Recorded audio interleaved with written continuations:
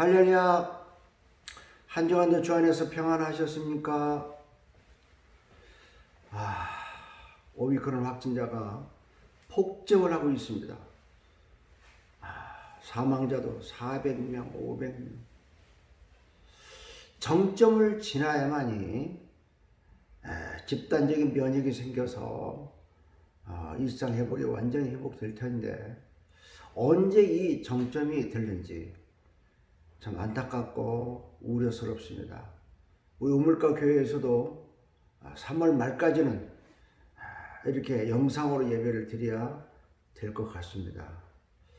자, 오늘 우리에게 주시는 말씀은요, 로마서입니다. 로마서 4장 16절부터 25절 끝절까지입니다.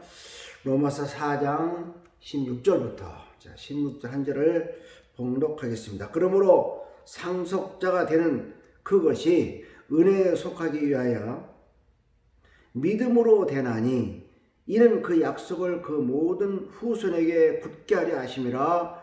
율법에 속한 자에게 뿐만 아니라 아브라함의 믿음에 속한 자에게도 그러하니 아브라함은 우리 모든 사람의 조상이라. 우리 모든 사람의 조상이라. 아브라함의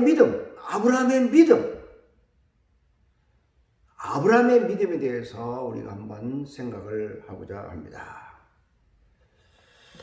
에드워드 할로웰이라는 하버드대 교수입니다. 하버드 대학교 의과대학 교수입니다. 에드워드 할로웰이라는 이 박사는요, 책을 여러 번 썼어요. 에드워드 할로웰, 인터넷 치면 딱 나옵니다. 그 중에 책 중에 하나를 제가 소개하면요, 창조적 단절이라는 책 이름이 있습니다. 창조적 단절. 에드워드 이 할로웰이 현대인의 정황을 딱 나열했어요. 우리 현대인들은 어떻다. 현대인들에 대한 그 문제점이 뭐다. 이 정황들을 전부 특히 정신적인 문제 이런 것들을 쭉 소개를 했습니다. 현대인들은 어떤 문제가 있느냐? 병파가 있느냐? 첫째로 빨리 너무 빨리 서두른다. 이게 문제라는 거예요. 너무 빨리 세계에서 가장 빠른 대한민국 빨리 이 빨리빨리해서 경제 성장이 이룩됐지만 이게 문제가 될 수 있다는 거예요. 빨리 서두른다. 현대인의 병폐라는 거예요. 마음이 급해요. 몸도 급하고. 지하철역을 타면은요, 지하철 소리만 들어도 막 뛰기 시작해요.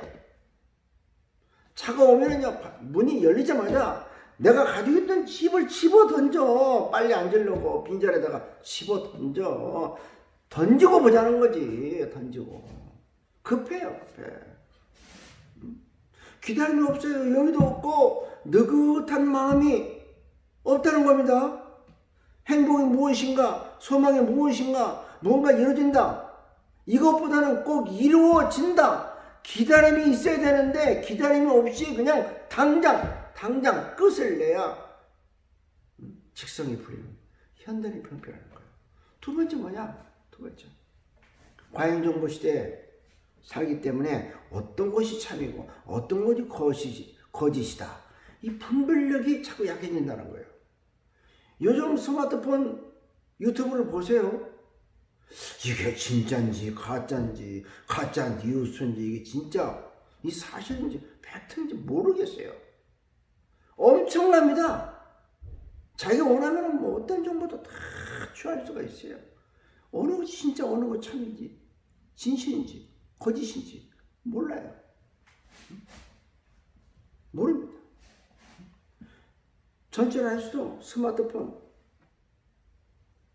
친구끼리 만나도 스마트폰, 부모를 만나도요 한쪽으로 얘기하고 듣고 아니 눈으로는 스마트폰을 보고 있어. 스마트폰.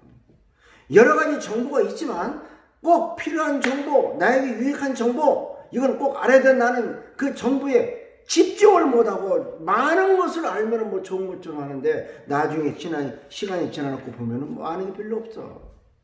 깊이 깨달음도 없고. 마지막 가서 아무것도 몰라. 이게 문제라는 거예요. 세 번째 뭐냐? 세 번째. 걱정, 근심, 불안, 초조, 두려움이 일상화되어서 일상화. 걱정이 있을 수 있어요. 불안합니다. 살다 보면 그럴 수 있죠. 근데 이게 일상화되어 있어요. 아이고, 어떡하나. 이럴까 저럴까. 걱정. 이 걱정이 아주, 항상 걱정이 따라. 잘 돼도, 아이고, 잘 되면 어떡하지? 잘 되면 어떡하지? 요즘 코로나 때문에, 오미크론 때문에 얼마나 걱정이 많습니까? 매일매일 뭘 걱정거려요. 이 정치는 잘해서 이 나라 민족이 잘 살까? 우크라이나 사태 잘 해결될까? 뭐 그런 걱정을 할 수가 있겠죠. 근데 사소한 거 큰 거 할 거 없이 국내적으로 가정적으로 친구 관계 모든 일상이 걱정으로 일상화되어 있다는 게 이게 할로웰의 창조적 단절이라는 그 책에서 나오는 문제점입니다. 그렇죠? 또 뭐냐? 잡동사니. 쓰잘데없는 모든 것들을 전부 많이 가지고 있어.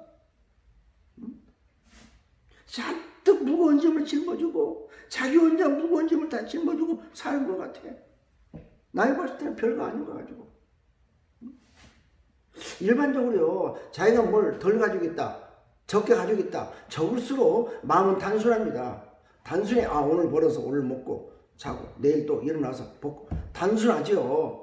뭐 그렇게 살아라는 얘기는 아닙니다. 자, 부자로 살아도 일을 많이 벌려도 단순하게 사는 분 있어요. 이 단순하게 살아라는 거예요. 너무 복잡하게 살지 말라는 겁니다. 단순하게 살아야 됩니다. 단순하지 않다는 거죠. 너무 복잡하게 잡동사니를 참 짊어지고 살고 있다. 이것이 문제다. 결국 에드워드 할로웰은요, 결론적으로 뭐냐? 어디서부터 어디까지 생각해야 되고 생각해야 되겠느냐 하는 걸 모르고서 그냥 혼돈 속에 하루하루 살아간다는, 혼돈 속에 정립이 안 돼 있다는 거예요. 살아가는 인생에 정립이 안 되고 혼돈 속에 살고 있다. 이게 문제라는 거예요. 여러분, 제가 설교 때 우리 우물가게 성도들에게 여러 번 얘기했을 거야. 나는 이제 목회를 그만두고 나이가 좀 많이 먹고 거동이 불편하면은 멀리 가면 안 되겠지만 서울 근교 가까운 곳에 가능하면은 난 자연인이 되고 싶다. 자연인. 나 자유롭게 한번 살고 싶다. 자연인. 뭐 그렇다고 제가 지금 규제 속에 규제를 받고 사는 건 아니지만은 그래도 좀 내 나름대로 좀 자유를 누리고 살고 싶다. 나는 자연이 한번 되고 싶다. 그런 생각을 좀 많이 하고 이야기를 한 적이 있습니다. 됐는지 모르겠어요. 제가 만약에 자연인이 된다, 산속에 들어가 산다면요, 나는 그렇게 안 살아. 뭐 다 그런 건 아닌데, 이렇게 막 머리를 막 이렇게 기르고 수염을 좀 짤막하게 깎고 깨끗하게 하면 이쁘잖아요. 그리고 머리도 안 깎고 부시시하고. 그래서 왜 이렇게 더러워? 솥단지 냄비할 것 없이 시커멓게 묻어 있어요. 쥐가 왔다 갔다 하겠죠. 좀 몸도 좀 깨끗이 하고 살림도 정리 좀 잘하고 좀 깔끔하게 좀 살면 안 되는가? 제가 자연인 되면 난 그렇게 안 해요. 깨끗하게, 심플하게, 깨끗하게 그렇게 살고 싶어요. 자, 공통점이 있어요. 자연인들 공통점이 있어요. 편안하다는 거예요. 행복을 누리고 있다는 거예요. 내가 왜 이렇게 진적 이렇게 생활을 못했는가 후회하는 사람이 많고, 나는 만족해. 밤늦게 식사를 탁 하고 별을 쳐다보고 노래를 불러요. 일어나고 싶을 때 일어나고 자고 싶을 때 자고 먹고 싶을 때 먹고 먹기 싫을 때 안 먹고 누가 간섭도 안 하고 시비도 안 하고 모든 걸 다 잃어버렸으니까 걱정할 것도 없어요. 다 마음을 비웠습니다. 시간 개념이 없어요. 해 뜰 때 일어나고 해 질 때 자는 거예요. 전기가 없잖아요. 전기불도 없잖아요. 그렇게 살아가는 게 아니라 그 자연인이 왜 행복을 누릴까? 그 요소를 한번 생각해 보자는 거예요. 어떻게 평안을 누릴까? 기쁘게 즐겁게 행복하다고. 왜 그럴까?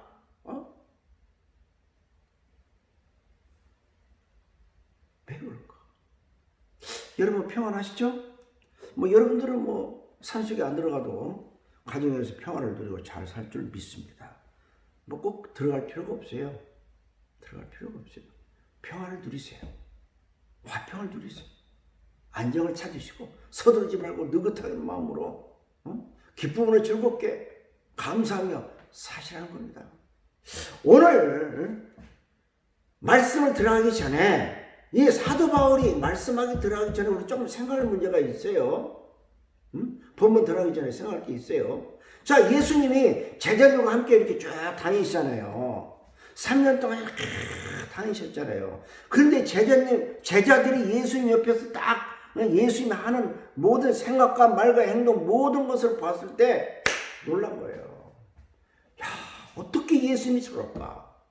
놀란 것들이 몇 가지가 있어요. 첫째로 뭐냐? 능력에 놀랐잖아요. 병자가 일어나잖아요. 기적이 나타나잖아요. 귀신 들린 자가 쫓겨나고 문둥병자 낫습니다. 혈류병 낫습니다. 중풍병자가 일어납니다. 심지어 죽은 나사로가 살아나요. 살아납니다. 거친 풍랑을 향해서 잠잠을 하면 잠잠해져요. 이거 능력입니다. 능력에 놀란 거예요. 두 번째 뭐냐? 그 예수님의 말씀의 그 깊이 지혜. 이 말씀에 놀래버렸어요. 말씀. 얼마나 깊이가 있어요. 쉬우면서도 비유로 딱 말씀하시는데 이 지혜롭게 정말 놀라운 말씀들이라 이게요. 놀라운 말씀들. 서기관 바리새인들이 놀라 자빠졌잖아요. 깜짝 놀라는 예수님의 말씀. 거기에 놀란 거예요. 예수님 말씀에 놀란 거예요. 능력, 말씀. 세 번째 뭐냐? 세 번째 평화로움, 느긋함. 아무리 급하고 어렵고 힘들고 죽음에 임할지라도 평화로워요. 평화롭습니다. 늘 평안해. 배를 타고 가시다가 풍랑을 만납니다. 배 고문에서 자고 계세요. 제자들이 막 어려워서 막 두려워가지고 막 예수님을 깨우니까 왜 야단들이야 지금 왜 그래 설화를 피우는 거야 나 잠자는 나를 깨우지 마 편안한 거야. 배를 타고 가다가 막 물이 들어오는데 뱃속으로 물이 들어오는데 물을 푸고만 난리 났을 거 아니에요. 예수님이 그런데도 자고 있어. 주무시고 계셔. 심지어 십자가의 고난이 곧 닥치잖아요. 십자가가 눈앞에 있잖아요. 그런데도 아버지께서 내게 주신 잔을 내가 마시지 않겠느냐? 마시겠다고 하면서 평화를 갖는 거예요. 나는 아버지께로 간다는 거예요. 내 평안을 너에게 준다. 내 평안. 이 느긋함을 너한테 준다. 내 평안은 내가 주는 이 평안은 다른 세상에서 주는 평안과 다르다. 차원이 다르다. 내 평안이. 기적, 능력, 말씀, 평안. 이 평안. 예수님은 평안의 상징입니다. 평화의 상징입니다. 그 제자들이 가만히 생각해보니까 예수님은 어떻게 저렇게 평안하실까? 예수님은 어떻게 저렇게 그 어려운 중에도 두려움을 갖지 않으시고 그렇게 느긋하고 평안하실까? 그걸 예수님이 항상 생각했을까? 제자들이 항상 예수님의 평안을 이제 생각했을 거라 이래요. 평안했을 거예요. 생각했을 거예요. 예수님의 평안 어디서 오느냐? 제자들이 이제 예수님 평안이 어디서 올까 생각한 끝에 결국은 뭐냐? 믿음? 평안은 믿음에서 온다는 거예요. 믿음. 믿지 않고는 평안이 없다. 평안이 없다. 제자들의 깨달음은 이 평화가 믿음이구나. 이 믿음이 있을 때 진정한 평화가 있구나. 이걸 깨달은 거예요. 그러니까 제자들이 예수님께 요청했잖아요. 예수님 저희들의 평안이 없고 두렵잖아요. 예수님 저희들에게 믿음을 주세요 있잖아요. 평안을 달라 하지 않고 믿음을 주세요. 물질도 아니고 권력도 아니고 능력도 아닙니다. 권세도 아닙니다. 평안인데 오직 믿음을 주세요. 믿음만 있으면 저희들이 평안할 수가 있겠습니다. 믿음을 더 달라고, 강한 믿음을 달라고 제자들이 예수님께 요청을 한 사실을 우리가 알잖아요. 오직 믿음 하면 생각나는 분이 있죠? 오늘의 주인공 아브라함. 사도 바울이 이 로마서 본문을 쓰면서요, 이 아브라함을 생각하면서 믿음에 대해서 지금 쭉 말씀하고 계신 거예요. 믿음. 아브라함은 믿음의 표상 아닙니까? 인격과 인격의 만남의 관계 속에 믿음이 없이는 못 만난다. 이 믿음의 관계다. 관계는 믿음이다. 믿음. 다시 한번 읽겠습니다. 본문 로마서 4장 16절 말씀, 그것이 은혜에 속하기 위하여 믿음으로 되나니 이는 그 약속을 그 모든 후손에게 굳게 하려 하심이라. 이 16절 말씀 속에 키워드, 핵심되는 단어가 있습니다. 뭐죠? 은혜가 나오잖아요. 믿음이 나오잖아요. 약속이 나오잖아요. 언약, 믿음, 은혜, 언약, 약속이 나오잖아요. 약속, 믿음, 은혜, 이 세 가지가 나오는 거예요. 귀중한 말씀입니다. 귀중한 말씀. 신학적으로 아주 매우 귀중한 말씀이 여기에 포함되어 있어요. 은혜, 믿음, 약속. 자, 그러나 내가 은혜를 받았다. 하나님은 은혜를 주셨다. 선물로 주셨다. 그 은혜 받았는데 은혜를 받았다고 당장 로또복에 당첨됩니까? 내가 은혜를 받았어. 당장 내가 사놓은 이 주식이 폭등을 하냐 이거예요. 내가 은혜를 받았어요. 부회장, 사장이 됩니까? 부회장, 회장이 됩니까? 자녀들이 잘 돼요? 은혜를 받았다고 만사 형통입니까? 돈벌이가 쏟아져요? 로또 당첨됩니까? 아파트 당첨돼요? 병이 낫습니까? 코로나19가 다 그냥 끝나버려요. 믿음이 받게 되면, 믿음을 얻게 되면 내가 코로나 걸리지 않아요? 아니지요. 걸릴 수도 있고 로또 100날 사봤자 안 될 때도 있어요. 아파트 당첨도 안 되고 아픈 몸이 더 아플 수가 있어요. 죽을 수도 있어요. 믿음, 은혜, 약속. 이 하나님의 은혜는 약속으로 이루어지기 때문에 그래요. 은혜를 받도 모든 게 약속대로 다 되는 게 아니라 은혜가 약속으로 주어지는 건데 그 약속은 믿음으로 받아쳐야 된다. 믿음으로 받아들여야 된다. 그러니까 이 약속은 현재가 아니라 미래.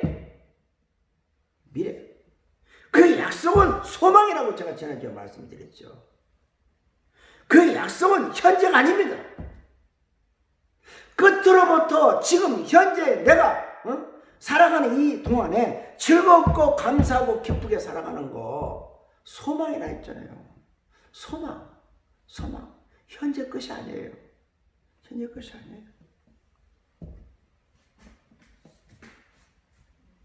소망의 특성을 제가 말씀드렸죠. 미래적이다. 영적인 것이다. 그리고 종말론적인 것이다. 끝이라 했잖아. 미래, 종말적인 거, 영적인 거, 이걸 끄집어내서 지금 내가 살고 있는 이 시대에 여기에 적용을 해서 기다림 속에 행복하고 즐겁고 소망 중에 살아가야 된다. 지난주 말씀이잖아요. 하나님은 아브라함에게 믿음을 주었습니다. 하나님은 아브라함에게 약속을 하셨습니다. 하나님은 아브라함에게 대한 그 미래의 사건이 전개될 걸로 말씀하셨습니다. 이 모든 것이 은혜로 줬다는 거예요. 그러니까 오늘 내가 이 자리에서 내가 믿고 순종할 때 그 약속은 은혜가 된다. 이거예요. 그 약속과 믿음의 긴장 관계는 아주 신비롭습니다. 날마다 그 약속 은혜, 그 믿음을 가지고 확인하면서 이 훈련 받으면서 살아가는 거, 이 신비로운 거예요. 너무나도 신비롭고 즐겁고 감사한 거예요. 자, 그렇다면 이 아브라함의 믿음, 아브라함 믿음, 사도 바울이 아브라함 믿음에 대해서 쭉 말씀하셨어요. 그 아브라함 믿음을 우리가 한번 많이 설교를 들었지만 한번 또 정리를 해보자는 겁니다. 아브라함 믿음, 어떤 믿음이었는가? 첫째로 뭐냐? 하나님께서 아브라함에게 말씀하셨다는 거예요. 아브라함이 먼저 하나님하고 찾은 게 아니에요. 하나님 나에게 보여주세요. 하나님 뜻이 무엇입니까? 기도한 것도 아니에요. 아브라함이 일방적으로 아브라함이 아닙니다. 하나님이 일방적으로 아브라함에게 임해서 말씀하셨어요. 창세기 12장 1절 2절. 여호와께서 아브라함에게 이르셨잖아요. 언약, 약속을 좀 주시잖아요. 이르시되, 창세기 12장 1절 2절입니다. 너는 너 고향과 친척과 아비의 집을 떠나 내가 하나님이 내게 보여줄 땅으로 가라. 내가 너에게 자식을 주리라. 고향 땅을 떠나면 주겠다는 거예요. 여러분, 고향 땅을 어떻게 떠나요? 어디로 가라는 것도 없어요. 북쪽 남쪽으로 가라 없어요. 가라. 나침반이 있어요? 어느 쪽이 북쪽인지 남쪽인지 알 수 있어요. 지도도 없어요. 누가 데려가는 사람도 없습니다. 간단해요. 가라. 쉽지 않잖아요. 나 같으면 가라? 어디로요? 서쪽으로. 서쪽 가서 누구 만납니까? 자꾸 물어볼 거예요. 누구 만나라. 내가 어떻게 왔다고 얘기하죠? 자꾸 물어볼 거예요. 아무것도 없어요. 가라.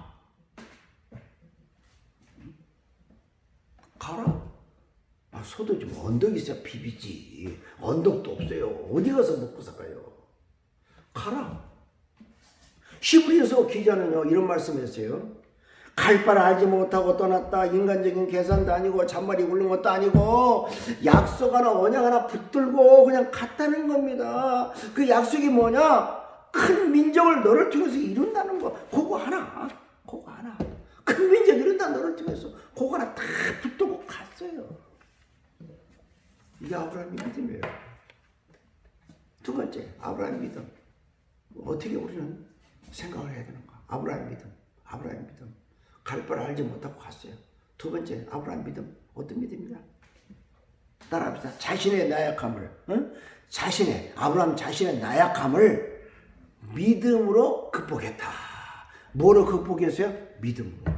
나약했어요. 부족했습니다. 엉망진창. 이 아브라함입니다. 아브라함 엉망진창. 제대로 살지 못했어요. 나보다 못했어요. 그러나 그거 어떻게 믿음의 조상이 되고 복의 근원이 됐는가? 자기 나약함을 믿음으로 극복했다. 믿음으로 극복했다. 로마서 4장 19절. 그가 백세가 되어 자기의 몸이 죽은 것 같고 사라의 태가 죽은 것 같음을 알고도 믿음이 약해지지 아니하고 믿음이 약해지지 않았잖아요.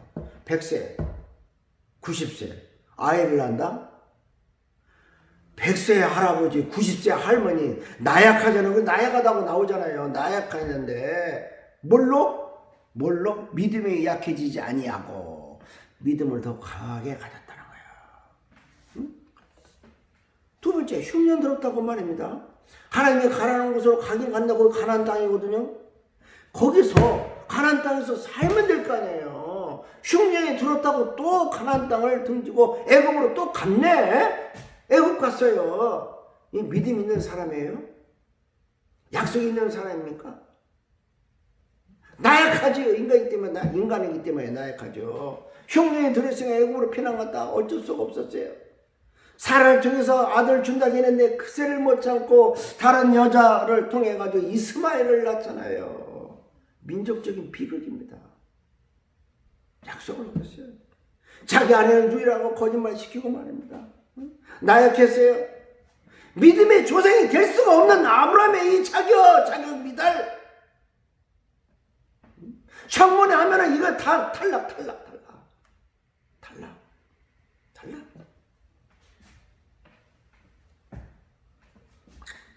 만약 여러분이 아브라함 같은 삶을 살았다고 합시다.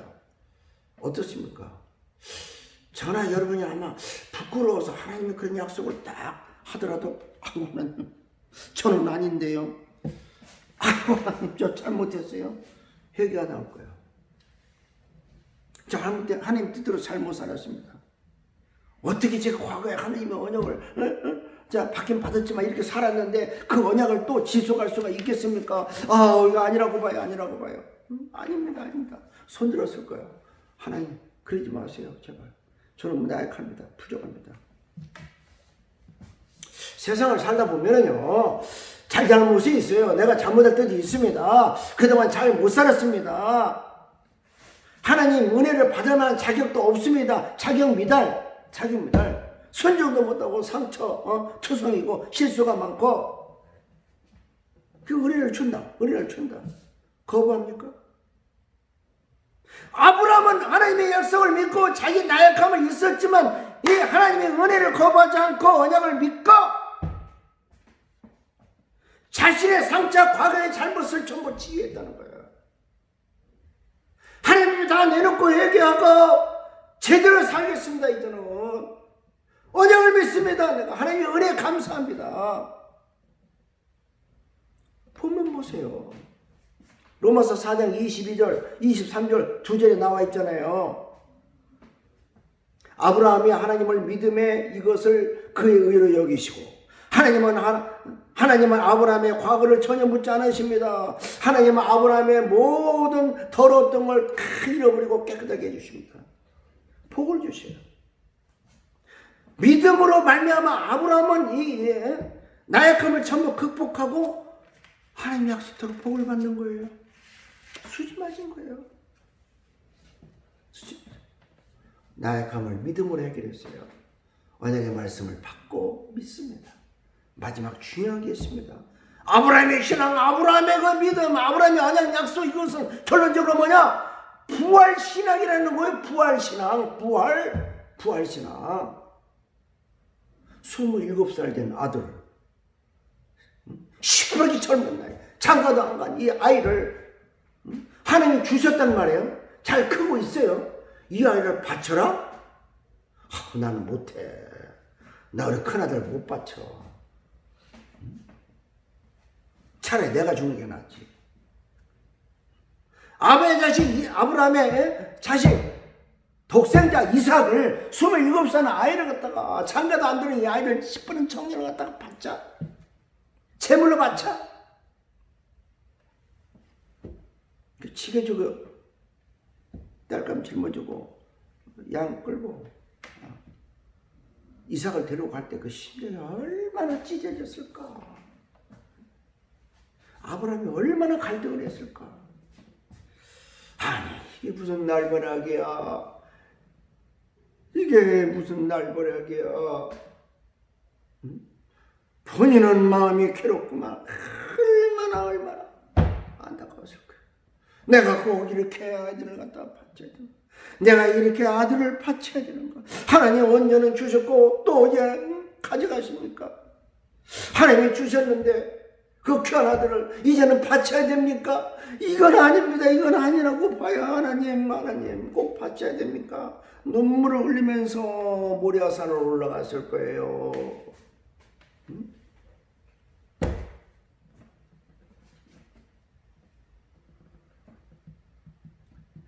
아들을 통해서 하늘의 별처럼 자손이 번성해. 아들을 통해서 바다의 모래처럼 번성을 해. 그렇게 많이 축복을 해줘. 이건 아닌데 하나님 뭐 잘못된 거 아니에요? 아닌데. 아니 아들이 살아야, 이삭이 살아야 별처럼 모래처럼 퍼질 거 아니에요. 죽여? 바쳐?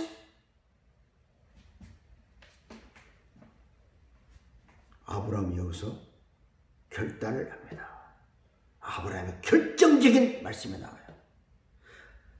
하나님이 주셨으니 하나님이 원하는 대로 바쳐야지.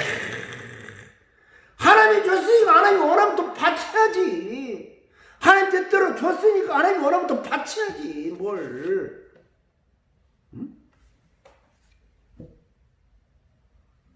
오로지 믿음 선정하는 거예요. 쇼가 아니에요. 거짓도 아니고 형식도 아닙니다. 눈치 본 것도 아니에요. 하나님 주셔지가 나는 바친다는 거예요. 이 믿음의 조상이 된 거예요. 복의 근원이 된 겁니다. 여기서 말입니다. 바쳤다. 산자로 바쳤다. 중요한 게 있습니다. 신학적으로. 부활신학이에요. 부활신학. 죽여서 내가 죽었다. 응? 하나님이 뭐 살인자처럼 죽었다. 이삭이 죽었다. 그때 아브라함은 뭐냐? 부활신학. 살아난다는 게 살아난다. 내가 칼로 아들을 죽이고 이삭이 죽었지만 살아난다는 거예요. 부활신학. 이 사도 바울의 본문에서 부활신학을 얘기하는 거예요. 부활신학. 여러분, 아브라함의 그 후예들은 아브라함의 상속자들이다. 조상, 여러분의 조상, 믿음의 조상 아브라함을 봐라. 부활신학이지 않냐. 아들을 죽이면 살아난다는 거예요. 죽으면 살아난다. 24, 25절에 본문 4장 24절 보세요. 꼭 읽어보세요. 의로 여기심을 받을 우리도 위함이니 곧 예수 그리스도 예수 우리 주를 죽은 자 가운데서 살리신 이를 믿는 자니라. 예수 그리스도가 죽었지만 살아난다. 살리신 이를 믿는 것이다. 25절 예수는 우리가 범죄한 것 때문에 내줌이 되고 또한 우리를 의롭다 하시기 위하여 살아나셨느니라. 너희들이 믿음을 가지고 의롭게 주님의 은혜로 의로운 사람이 되면은 너희들이 죽어도 살아난다. 부활신학을 지금 사도 바울이 지금 이야기하고 있잖아요. 부활신학.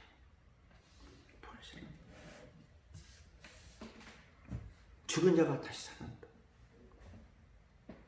사랑하는 성도 여러분, 이 영상을 보고 듣는 모든 분들 꼭 잊지 말아야 할 거 부활신학이에요. 부활신학 잊지 마세요. 부활이라는 것은요, 부활 다시 살아난다는 것은 인간이 어떤 상식 이해 논리적으로 이 해결이 안 돼요. 과학적으로 해결이 안 되는 불가능한 그 기적 부활입니다. 아브라함 믿었어요. 부활을 믿었습니다. 바치면 주시겠지. 이삭이 죽으면 또 살아나겠죠. 믿음으로 쇼가 아니게 바쳤어요. 이삭을 바치기까지 이 믿음이 이 아브라함에게 꽉 들어찬 거예요. 최고의 믿음으로 아들을 바친 거예요. 부활이죠. 부활에 대한 믿음. 말씀을 정리합니다.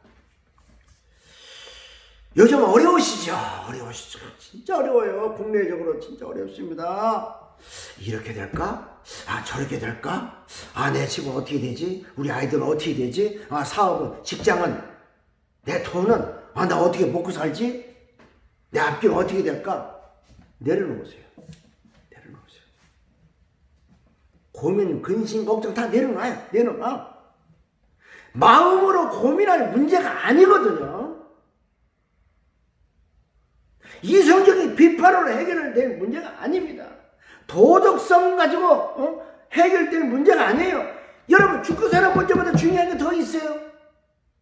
죽고 사는 문제보다 중요한 일이 더 있냐고요. 오늘 죽으면 내가 천국에 간다, 이거보다 중요한 게 어디 있냐고요. 그 다른 어려운 문제 이런 것들은 다 해결되잖아요. 나에게는 의도 없어요. 깨끗함도 없습니다. 순수함도 없어요. 그러나 오로지 예수 그리스도 언약의 백성이기 때문에 주님이 말씀하셨고 주님이 깨끗하게 씻어주셨고 우리를 이제 부활의 영광스러운 자리로 우리를 인도하신다는 걸 믿고 기다리고 한다면은 우리는 감사 표현이잖아요. 오늘 우리는 항상 재확인하고 믿고 하나님만 바라보고 승리하는 여러분이 되기를 간절히 축원합니다. 할렐루야, 할렐루야. 말씀을 마치겠습니다. 할렐루야. 주님 감사합니다. 이 부활 신앙으로 승리하는 우리 모두가 되게 하옵소서. 예수님의 이름으로 기도합니다. 아멘. 할렐루야.